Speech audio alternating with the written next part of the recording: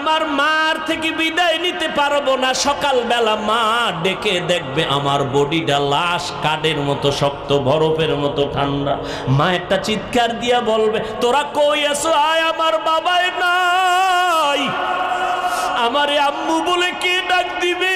আমি কার জবানে আম্মু ডাকটা শুনবো? আমার কলিজা ভেঙ্গে চৌচির হয়ে যাবে। ও আল্লাহর বান্দারা, আজকে তোমার পায়ে ধরে ধরে এত কেন বুঝাই রে বাবা? আমার কবরে আমি যাব, তোমার কবরে তুমি যাবা। আমার কবরের জবাব আমি দিব, তোমার কবরের জবাব তুমি দিবা। এরপরও কেন এত কষ্ট করে পায়ে ধরে ধরে বিনয়ের সাথে বুঝাই রে বাবা? একটাই মাত্র কারণ, কোন জ্ঞানী বাবা মা চায় না তার সন্তান বিপদে পড়ে যাক।